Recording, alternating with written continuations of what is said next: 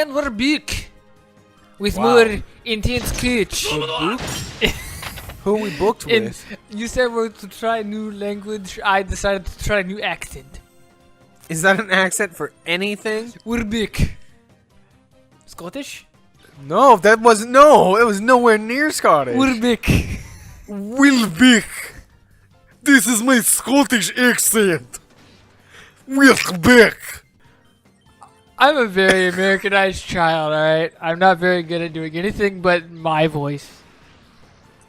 Just do a Shrek impression. What are you doing in my swamp? What are you doing in my swamp? What are you doing in my swamp? Not very good. Not very good. Not very good. You can always do the Russian. I don't want the Russian. It wasn't good at all. You can stop. Okay. Can you do a country accent? That's more American. It's not really country, but it's more. Is there different like the country of like France?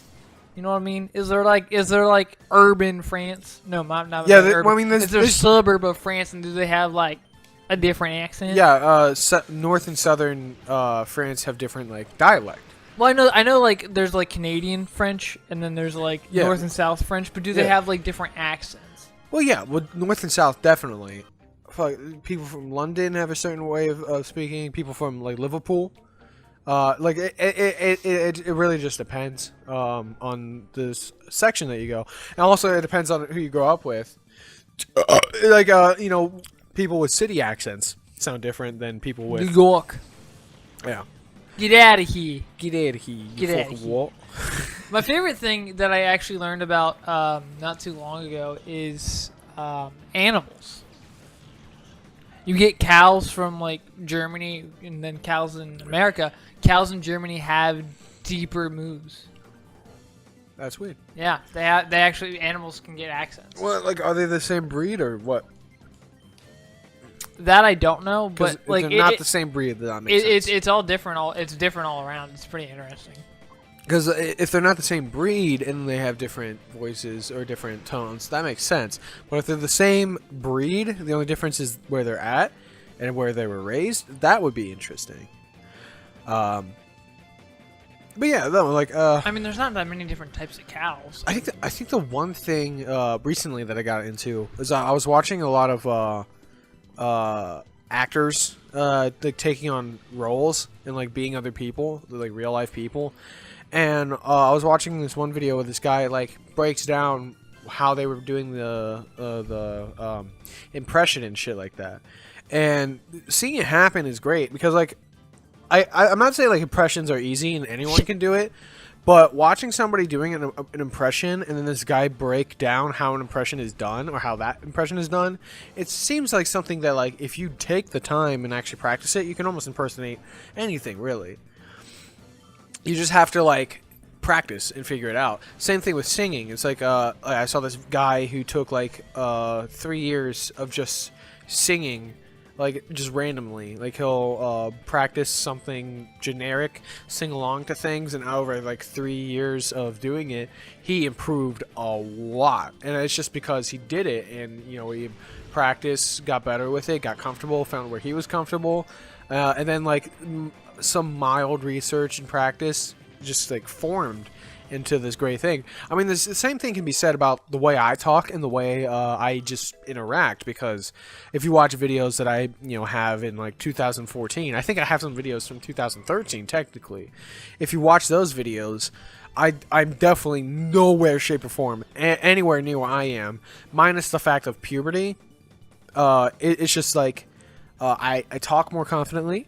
I'm a little more loud, and like I guess like my air is more driven with what I say, and it's not just hey guys, today we're gonna be playing this. Oh shit! Oh my god! Wow. I mean, the thing about that one is what's interesting about having more like speaking more loud and like more open. Like some people like can think of that as a like that. Some people see that as like an inferiority, like an inferiority complex kind of thing. Like you have to like you have to pronounce that you're there so people notice you. But at the same time, depending on like your demeanor, it also just shows a characteristic of confidence. Like this is who I am. This is what I believe in. I'm gonna say what I want and when I want. And not to say that I mean this show would be very different if it was just one guy in front of us, playing by himself. But it is much easier to speak loud when you're talking we are talking to you guys as our guests, as our audience, as anyone who wants to listen. Having somebody in the room to actually like I think the best banter part with definitely helps. I think the best thing about that is the idea of being comfortable. So like after a certain amount of time of talking to an audience or doing the single stuff, you'll grow to be comfortable, and you grow to like just do it like secondhand. So even if you're not recording, or like if you're just playing a game, you always have that like mentality of like, oh, here's a quip right here, even though like you don't need to do that because you're not recording or you're not doing anything with it. But yeah, like it definitely changes throughout time, and there are people out there who just do it naturally, and people who force it, et cetera, and it just changes from person to person. Yeah, like it's nothing against like anyone who does stuff on their own. I give a lot of credit to that because like it's not easy. It's like standing up. Well, I mean, I guess it's not even like doing stand-up comedy because you have an audience to acknowledge your jokes. Doing stuff by yourself and like having to play off that, thinking it's funny in your head, hoping that your audience will think it funny. That is kind of like doing stand-up comedy scares me. I'm still bummed I never got to see Ryan do it. Our older brother Ryan did stand-up comedy. I think when our first niece was born. And that's fucking nuts. Yeah. Dude, okay, but like thinking about doing stand up, it's like, do I find myself as a funny person? Yes. It's like, did someone explode?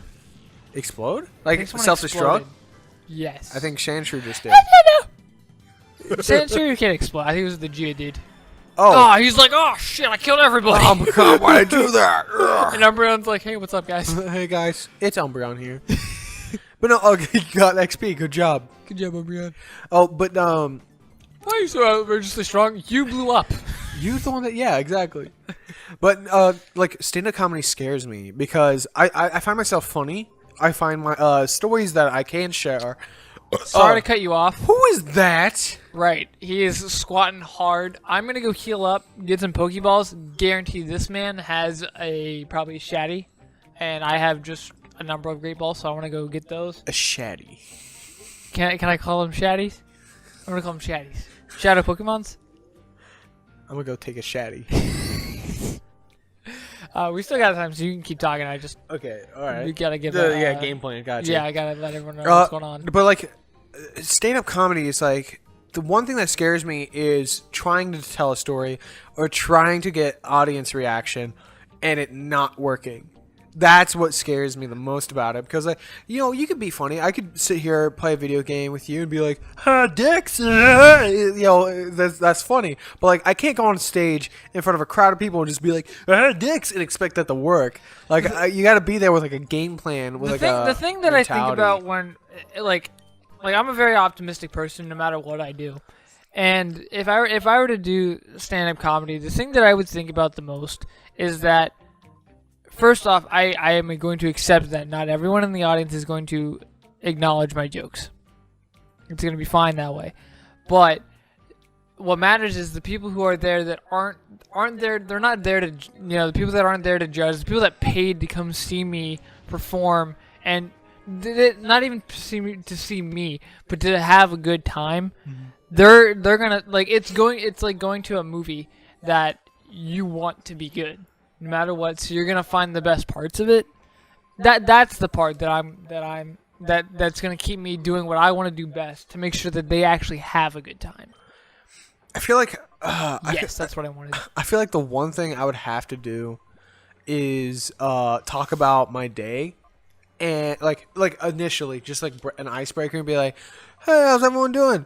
How's your day? Blah, blah, blah. Mine was fucking gross. And then, like, have some story to go with that and see how that goes. And then from there, whatever has the best reaction, piece together another situation that was similar to it, and then go from there, just situation after situation, and then just have a connection until you have a show.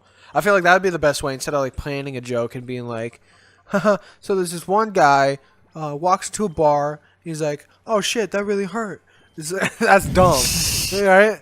So Did you just fucking anti-joke me? yes, I did just anti-joke. Yeah. And like, yeah, that would work, and like that's a good icebreaker, but it's like I would want to do something more personal and more. Yeah, like any stand-up comedian always has that like opener, like when you walk out, everyone like claps for you. Even if you're brand new, like it's just customary to clap for the guy that comes on stage. If they end up sucking, then everyone just boos them off.